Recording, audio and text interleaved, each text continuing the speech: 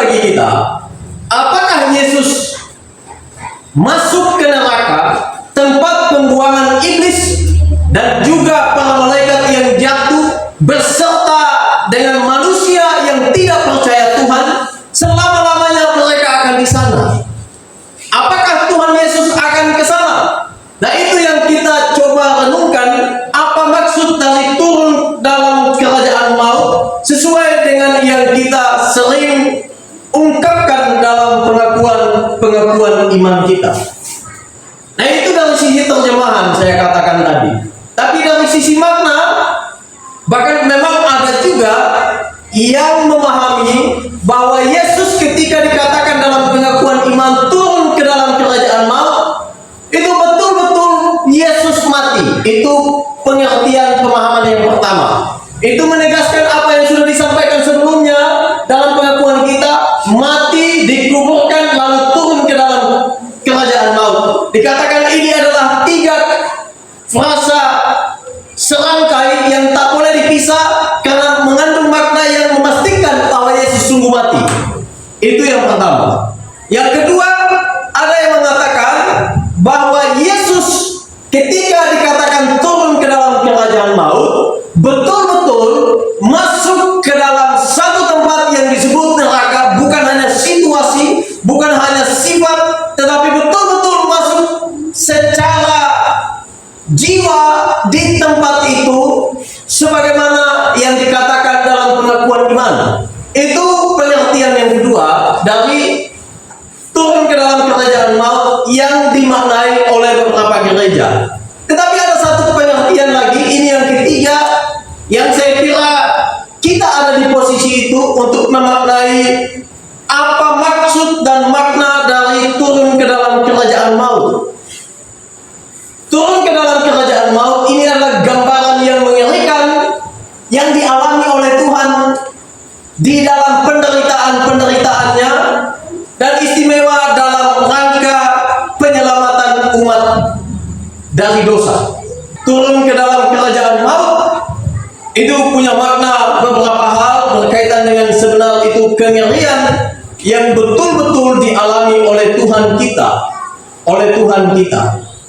Saudara, murka Tuhan harus kita akui berhenti di atas kayu salib, seperti yang dikatakan oleh kitab suci kepada kita. Lalu kenapa Tuhan harus mati? Itu bagian dari siklus penebusan Tuhan, dan di dalamnya satu rangkaian yang tak terpisah. Tetapi apakah dalam kematian itu Yesus harus masuk ke neraka? Itu sesuatu yang lain. Kita coba perhatikan perkataan Tuhan Yesus di kayu salib. Ada beberapa hal yang kita boleh pegang sebagai keyakinan iman kita, yang dengannya kita boleh mengatakan Yesus tidak secara badan, tidak secara jiwa masuk ke satu tempat yang bernama neraka. Tidak. Karena Yesus menebus umatnya di dalam kesadaran yang penuh antara gabungan jiwa dan tubuh.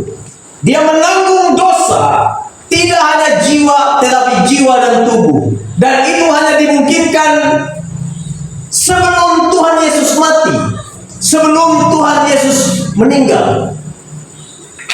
Saudara, kita coba perhatikan beberapa kalimat daripada Tuhan di kayu salib. Ada 4 setidaknya yang boleh menguatkan kita dengan pengakuan bahwa Yesus tidak betul-betul secara badan dan jiwa masuk ke neraka. Yang pertama, perkataan yang kedua daripada Tuhan Yesus. Dia katakan kepada seorang di sisinya yang bertobat, sesungguhnya hari ini juga engkau akan bersama-sama dengan aku di Firdaus. Itu sebelum Tuhan Yesus mati.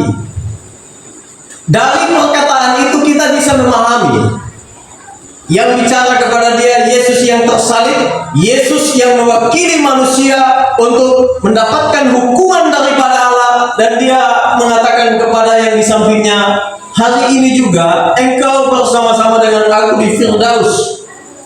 Maka kalau hari itu Yesus akan Firdaus, tidak mungkin ada Yesus lain yang akan ke neraka setelah Tuhan Yesus mati. Itu poinnya. Lalu poin yang kedua dari perkataan Tuhan Yesus, yaitu dalam perkataan yang keempat, Eli Eli lama sabachthani. Dan ini sebenarnya menjadi klimaks daripada penderitaan Tuhan kita di kayu salib. Selain semua juga rentetan yang lain tidak mungkin kita kisahkan. Tetapi kenapa Yesus mengatakan Eli Eli lama sabachthani? Sebenarnya perkataan itu pertama-tama diucapkan oleh sang pemazmur dalam Mazmur 22. Itu adalah pengalaman yang genting, yang sangat sulit bagi seorang pemazmur, yaitu Daud dalam tafsiran, sehingga memunculkan seruan itu kepada Allah. Dia katakan, Allahku, Allahku, mengapa engkau meninggalkan aku? Dia merasakan penderitaan hebat, kesulitan yang sulit sekali dia harus lewati. Lalu berseru demikian. Tetapi dari satu sisi, pengalaman itu dipakai oleh Tuhan untuk menubuatkan kelak akan muncul dia yang sungguh-sungguh mendapatkan hukuman bukan karena dia berdosa, tetapi karena dia menanggung dosa.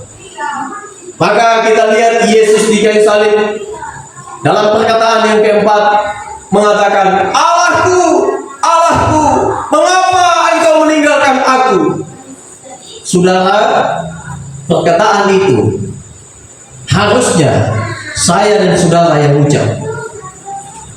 Karena Tuhan meninggalkan orang berdosa. Tuhan tidak mau bersekutu dengan orang yang terus berkanjang dalam dosa. Tuhan meninggalkan orang yang jahat, orang yang demikian. Tetapi yang sekarang berseru bukan orang berdosa, bukan orang jahat. Justru dia adalah orang suci, tergantung di kayu salib. Jadi saudara perhatikan, kenapa Tuhan sampai berseru begitu di kayu salib? Yang pertama, karena dia menanggung saya dan saudara di kayu salib. Itulah sebabnya dikatakan dosa-dosa kita dipakukan di atas salib. Dan di dalam salib itulah, di atas salib itulah Yesus berseru, Eli Eli lama sabachthani, dan suara yang itu menyiksa sekali Tuhan di atas kayu salib.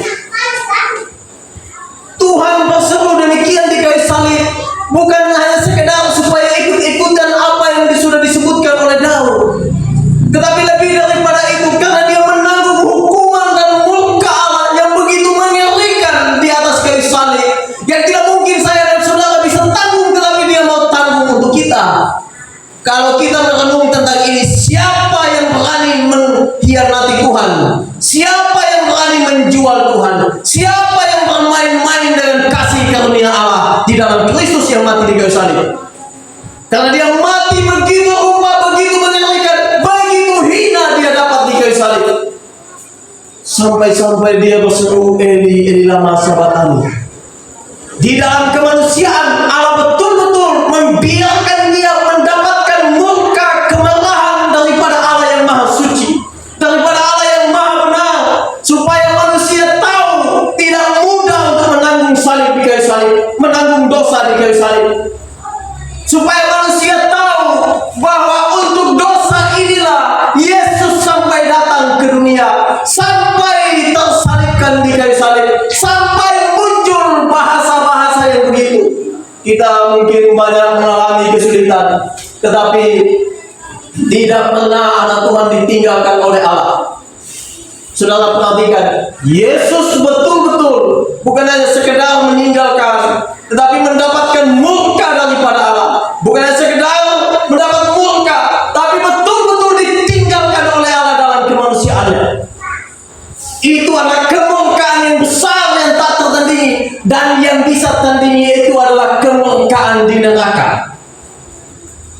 Maka neraka itu adalah tidak adanya hadirat Allah sama sekali dalam kemurahan, dalam kebaikan, dalam kasih. Tidak ada sama sekali.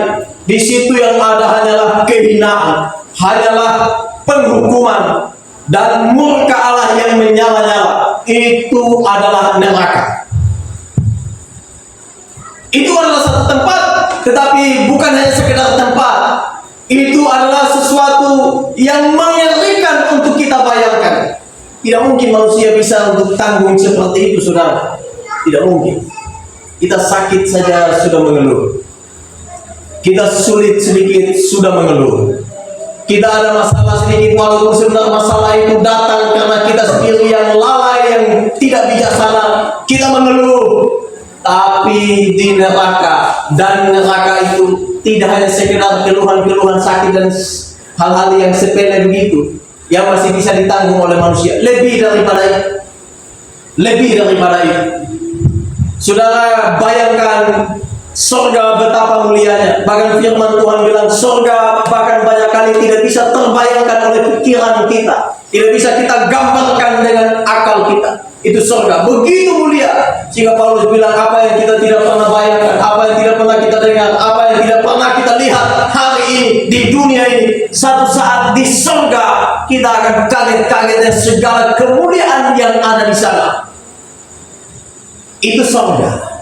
Yang setara dengan surga, yang satu itu berkaitan dengan kemuliaan, yang satu berkaitan dengan kehinaan dan kengerian, yaitu neraka. Kalau surga begitu mulia, begitu nikmat, maka neraka kebalikannya. Itu kebalikannya 180 derajat. Kalau kita pikir tentang sesuatu yang sangat baik, pikirkan tentang sesuatu yang sangat jelek, sangat buruk, itulah neraka. Tetapi kita tidak mungkin sampai kepada konsep pengertian neraka yang sesungguhnya. Karena neraka itu digambarkan dengan sesuatu yang sangat mengerikan di dalam Alkitab. Dan itu yang Tuhan tanggung di atas kayu salib, memunculkan perkataan yang keempat, Eli, Eli lama sabachthani. Sebenarnya saudara perhatikan ayat yang saya baca tadi, itu adalah pintu masuk untuk kita memahami makna daripada turun ke dalam kerajaan maut ini. Yang saya katakan tadi, yang sudah saya baca tadi dari Matius 26 ayat 36 sampai 46, itu berkaitan dengan doa Yesus di Taman Getsemani. 3 kali dia meminta, dia berdoa kepada Allah. Bahkan doa yang pertama, Yesus katakan, "Ya Bapa, jikalau sekiranya mungkin, biarlah cawan ini lalu daripadaku. Tetapi bukan kehendakku yang terjadi, biarkanlah kehendak Tuhan yang terjadi." Itu demi saya dan saudara, luar biasa Tuhan sampai begitu. Lalu muncul lagi doa yang kedua, poinnya masih tetap sama, tentang kengerian daripada apa yang akan dialami oleh Tuhan. Di dalam doa itu juga dijelaskan Yesus sampai berkeringat darah. Sampai segitunya. Karena dia tahu dengan penuh kesadaran, tidak ada yang tersembunyi bagi dia akan apa yang dia akan alami setelahnya. Setelah dia berdoa begitu, dia siap dalam kemanusiaan. Biarkanlah kehendak Tuhan yang terjadi, kehendak Bapa yang terjadi. Bukan karena dia tidak bisa lolos dari salib, bukan karena itu. Dia bisa saja menurunkan bala tentara surga untuk melenyapkan semua manusia. Bukan hanya tentara Romawi, bahkan semua manusia. Dia bisa bumi hanguskan bumi ini. Bisa aja Tuhan lakukan, tapi dia tidak melakukan itu. Dia tidak pilih jalan itu. Dia pilih jalan salib, supaya di dalam jalan salib itu muncullah perkataan yang keempat, Eli, Eli lama sabachthani. Ini adalah pengertian yang begitu mendalam jikalau kita terus merenungkan dalam hidup. Tidak mungkin lagi kita berani menghina Tuhan, tidak mungkin lagi kita berani untuk melawan Tuhan, karena dia berseru di atas kayu salib, Eli, Eli lama sabachthani. Dia menderita begitu hebat, dia merasakan kengerian daripada siksaan yang abadi. Di atas kayu salib dia alami. Di atas kayu salib Tuhan yang alami. Tetapi tidak cukup sampai situ untuk kita bisa memahami turun ke dalam kerajaan maut. Perkataan yang keenam, Yesus katakan, sudah selesai. Tetelestai. Itu Tuhan katakan sebelum Tuhan mati, sebelum mengucapkan perkataan yang ketujuh. Tetelestai, sudah selesai. Segala tuntutan daripada Tuhan untuk berkaitan dengan dosa telah dipakukan, telah diselesaikan di kayu salib. Kalau sudah selesai, mungkinkah setelah itu Tuhan buang lagi dia ke dalam neraka? Allah Bapa buang lagi kemanusiaan daripada Tuhan istimewa jiwanya ke dalam neraka? Itu sesuatu yang tidak mungkin. Karena pekerjaan penyelamatan itu sudah selesai di kayu salib. Lalu apa maknanya kalau seandainya sudah selesai tapi kemudian masih harus ada yang ditanggung lagi? Maka itu belum selesai. Saudara, ketika mengerjakan sesuatu, sebelum semua selesai, tidak bisa dikatakan saya sudah selesai. Kalau kita mengatakan begitu, kita bohong. Tapi Tuhan tidak mungkin bohong. Karena Tuhan tahu semua sudah selesai. Maka Tuhan bilang, tetelestai, sudah selesai. Waktu Tuhan bilang sudah selesai, maka gemanya sampai kepada saya dan saudara hari ini. Itulah sebabnya kita boleh percaya kepada Tuhan, karena ada dampak dari atas salib. Dia bilang sudah selesai, maka semua mendapatkan keselamatan. Sejauh itu dipimpin oleh Tuhan. Dan itu ada rentetan semua. Tuhan bilang, ya Bapa, ke dalam tanganmu kuserahkan nyawaku. Itu kata Bapa. Lalu yang kedua, kuserahkan nyawaku. Ini beberapa waktu lalu kita udah renungkan. Dia menyerahkan nyawanya kepada Bapa yang terkasih. Tidak mungkin Bapa setelah dia menyerahkan nyawanya, Bapa membuang dia ke neraka. Itu sesuatu yang tidak mungkin. Karena Bapa betul-betul mengasihi anak. Anak betul-betul mengikuti kehendak hati Bapa. Maka tidak mungkin itu terjadi. Turun ke dalam kerajaan maut, bukan Yesus betul-betul masuk ke neraka, tetapi itu merupakan satu rentetan dan kesimpulan yang disampaikan mulai dari penderitaan, disalibkan, mati, dikuburkan, semua itu jadi satu rentetan sebagai bagian dari kengerian yang harus ditanggung oleh manusia karena dosa. Tetapi kemudian Tuhan mengambil dan memakukan di kayu salib dan memakai itu semua, membawa semua itu di atas kayu salib.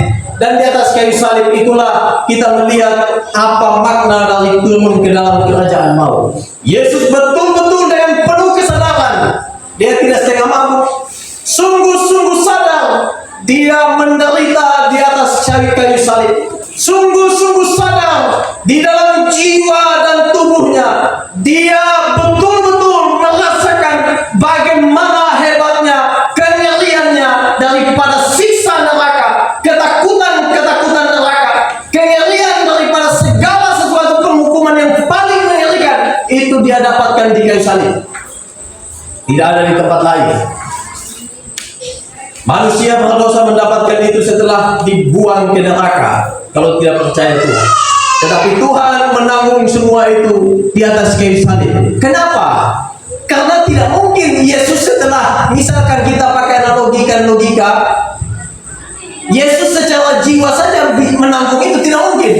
Karena manusia setelah dia mati, lalu nanti Tuhan datang kembali yang kedua kali, dia harus menanggung itu secara jiwa dan badan, secara lengkap, baik tubuh maupun jiwa. Itu lengkap. Dan kapan Tuhan akan bisa menanggung itu? Tidak mungkin setelah mati lalu waktu datang kembali kedua kali Tuhan akan menanggung penderitaan begitu. Tidak akan. Maka itu hanya dimungkinkan selagi Tuhan belum mati. Karena setelah dia mati, dia bangkit, dia akan seterusnya ada dalam kemuliaannya. Dia tidak pernah lagi untuk menikmati, untuk mendapatkan bagian dari kengerian neraka, itu tidak mungkin lagi. Jadi kita bisa perhatikan, neraka akan ditanggung oleh manusia baik jiwa maupun tubuh. Walaupun orang sudah mati, satu saat akan dibangkitkan, disatukan, dan kemudian menerima siksaan neraka. Lalu ini hanya dimungkinkan bagi Tuhan Yesus waktu Yesus belum mati, waktu Yesus istimewa di kayu salib. Itulah sebabnya kita mendengar perkataan dari salib tadi, Eli, Eli lama sabachthani. Jadi clear, kita memahami jelas apa yang dimaksudkan dengan turun ke dalam kerajaan maut dalam pengakuan iman kita. Turun ke dalam kerajaan maut, sekali lagi, adalah bentuk penghukuman yang tiada taranya dari Allah kepada manusia yang ditanggung oleh Yesus istimewa di kayu salib. Segala anak panah yang akibat dari dosa itu diarahkan semua di kayu salib. Keadilan Allah yang paling absolut dinyatakan di kayu salib. Kemarahan Allah ditumpahkan secara penuh di kayu salib. Kemurkaan Tuhan yang begitu mengerikan, yang begitu menyala, dilimpahkan di kayu salib. Saliblah tempat penderitaan paling hebat.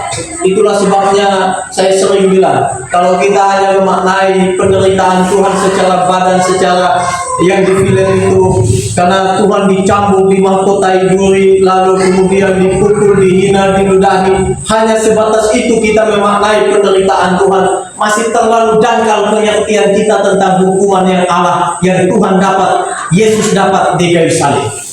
Karena Yesus tidak hanya sekedar menanggung hukuman yang demikian dari manusia, tapi dia sedang menanggung hukuman daripada Allah atas dosa. Itulah sesuatu yang paling mengerikan daripada penderitaan manusia.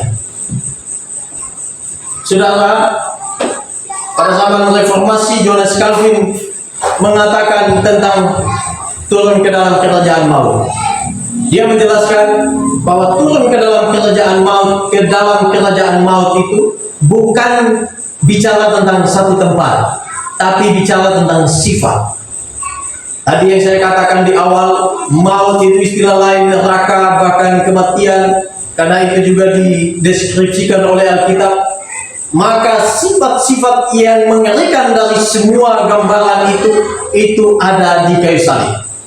Johannes Calvin melihatnya demikian, sehingga dia mengatakan segala kengerian itu ada di kayu salib. Dia mengatakan Yesus turun ke dalam derajat hukuman neraka yang paling menakutkan. Jadi turun ke dalam kerajaan maut itu, dia mengatakan turun ke dalam derajat yang paling mengerikan, yang paling menakutkan daripada hukuman yang Tuhan beri kepada siapapun. Jadi itu adalah klimaks dari penderitaan. Itu adalah klimaks dari penghukuman yang kekal. Tuhan tanggung di kayu salib. Itu pula dimunculkan dalam pengakuan iman katekismus Heidelberg. Dikatakan siksa neraka yang tak terkatakan saat Kristus disalib, itulah turun ke dalam kerajaan maut. Jadi sekali lagi, siksa neraka yang tak terkatakan saat Kristus disalibkan, itulah kerajaan maut. Turun ke dalam kerajaan maut. Saudara, kenapa Paulus mau mati dipenggal dan tidak mau menyangkal imannya? Kita melihat Petrus dengan rela mati dengan salib kepala ke bawah, salib kebalik. Kenapa Thomas harus pergi ke India memberitakan Injil, kemudian harus dibunuh di sana? Kenapa Stefanus waktu dia dirajam dengan batu, dia tidak pusingkan hidupnya, dia lihat ke atas dan dia melihat kemuliaan Tuhan, dan penuh ketenangan, sukacita dia menyambut kematian. Kenapa demikian? Karena mereka semua tahu apa yang Tuhan telah kerjakan di kayu salib. Dengan penuh kepastian, bukan hanya sekedar keyakinan belaka yang tak ada kepastian, tak ada bukti, tak ada kebenaran. Tetapi sebaliknya, mereka punya semua itu, sehingga mereka dalam kesulitan yang paling sulit sekalipun, dalam penderitaan yang paling mengerikan sekalipun, mereka tidak mungkin menyangkal Yesus yang mati di kayu salib. Mereka tidak mungkin menjual Yesus hanya karena hal-hal yang sepele, hal-hal yang bersifat fana di dunia ini. Mana mungkin kita menjual sesuatu yang baka, yang kekal, dengan hal-hal yang sementara, hal-hal yang fana. Itu adalah keterbalikan logika yang kita tidak pakai.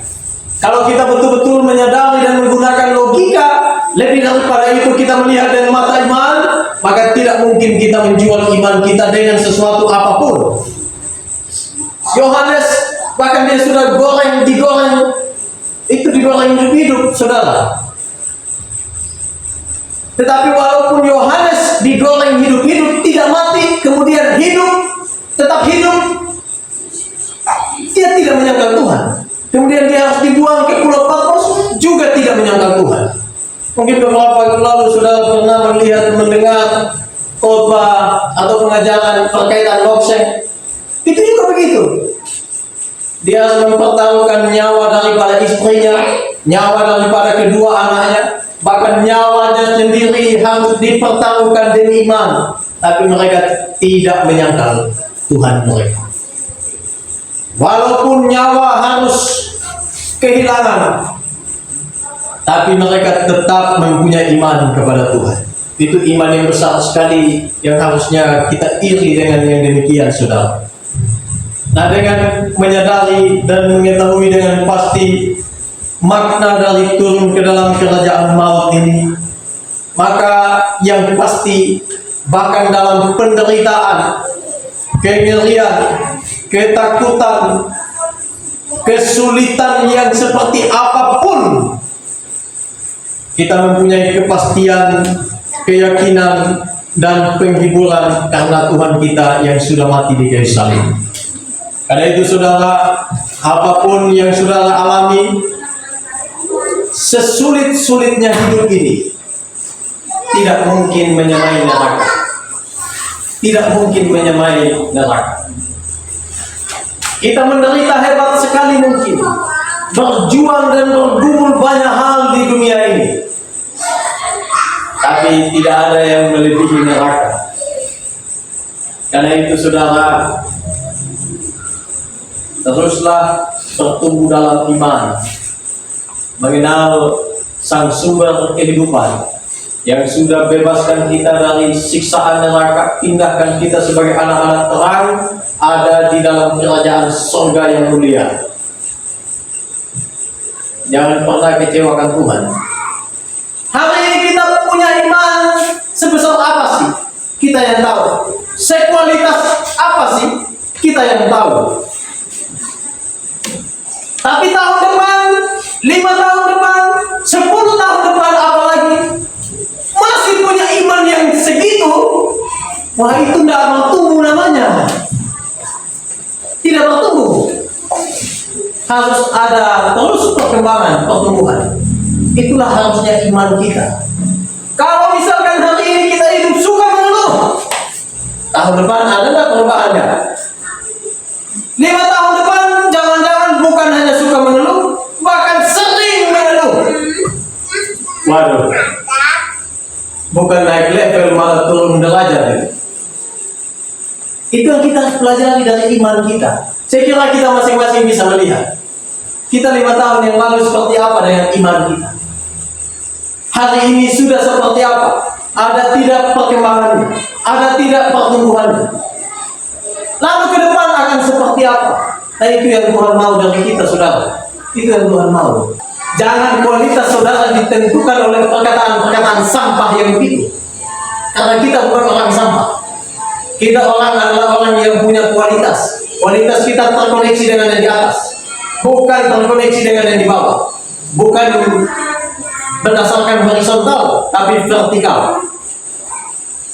Justru kalau ada kata-kata yang begitu, disenyumi saja, diberkati saja, didoakan, sambil buktikan dalam waktu. Kalau hari ini dia munculkan bahasa begitu, biarlah suatu saat dia malu ketika kita justru makin naik, makin berkualitas. Ini yang perlu betul-betul kita pahami, saudara. Ini yang perlu betul-betul kita pahami. Karena dengan demikian kita menunjukkan kualitas hidup kita yang terkorelasi begitu intim dengan Tuhan kita, yang berrelasi dengan begitu intim dengan Tuhan kita. Biarkan mereka bicara, tidak apa-apa. Biarkan. Kita terus menikmati hadirat Tuhan, terus memperbaiki kehidupan kita yang tidak diperkenan Allah, dan hidup kita makin diberkati. Kita makin dipenuhi dengan damai, dengan sukacita. Pikiran hati kita ini dipenuhi dengan hal-hal surgawi daripada di atas, dari atas kepada kita. Jangan kalah dengan kejahatan. Tapi bagaimana caranya untuk kita bisa kalahkan kejahatan? Caranya firman Tuhan bilang dengan kebaikan, dengan kasih, dengan kelemah lembutan. Itu senjata dari Tuhan kita untuk mengalahkan ketidakbaikan, kejahatan, dan lain sebagainya, saudara. bukan balik. Sekali lagi, turun ke dalam kerajaan maut, menguatkan iman saya dan saudara. Tuhan memberkati kita sekalian.